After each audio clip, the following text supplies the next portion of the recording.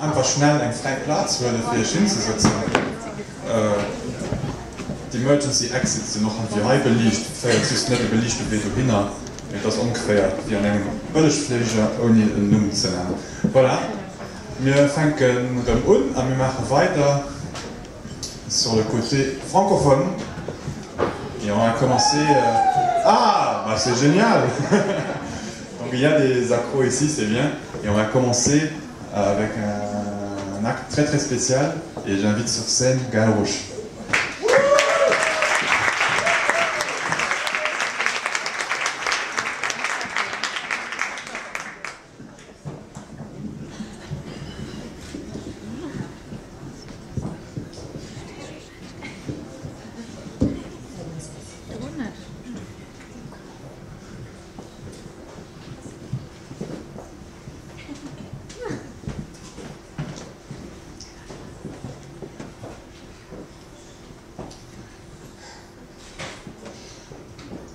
Mon père a la bosse des maths.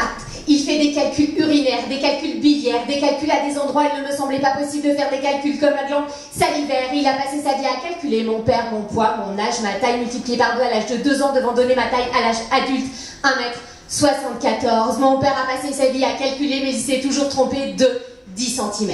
C'est en tout cas ce que disait ma mère, car elle a passé sa vie à s'abaisser devant mon père, ce qui me valut une multitude de petits frères qui, eux aussi, ont passé leur vie à s'abaisser pour éviter les étagères. Le premier, qui se laissait toujours trop tard, avait en permanence une bosse sur le front. Le second, qui se laissait toujours trop tôt, avait en permanence une bosse dans le dos. Quant au troisième, il confirma la théorie que Charles Darwin érigeait en 1859 sur l'évolution des espèces. Il ne grandit jamais. Mon troisième frère était un nain. Mon troisième frère était un nain. Ce qui, évidemment, mon père, lui, a décidé de lui faire Fort Boyard, évidemment. Mais pour moi, c'était un petit peu compliqué. Ça laissait un temps limité pour aller aux toilettes, avant que ma famille n'accourt et ne se mette à hurler « Vite, vite, la clepsydre !» Et si jamais mon temps était écoulé, mon jeune frère arrivait et refermait la porte à clé. Pour en sortir, je devais résoudre une énigme de mon père. Mon premier a une bosse sur le front, mon second a une bosse dans le dos, mon troisième est un nain, et mon tout est le lien qui nous unit.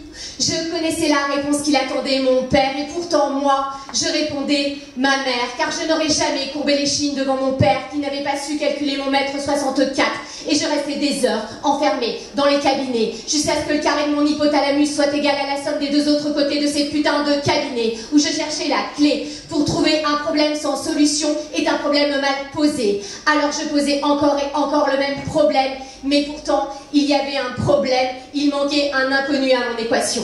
La résolution d'une équation utilise toujours la même propriété, mais sans la valeur de l'inconnu. Je ne pouvais pas savoir le temps que mon père mettrait avant de venir me chercher dans ces putains de cabinets, en sachant que mon père marche à 5 km/h, que la distance qui nous sépare est de 150 mètres, que mon père se trompe toujours de 10 cm. Alors combien de temps vais-je encore attendre avant que je doive inclure la variable aléatoire et la probabilité que mon père m'ait oublié à l'univers des résultats possibles?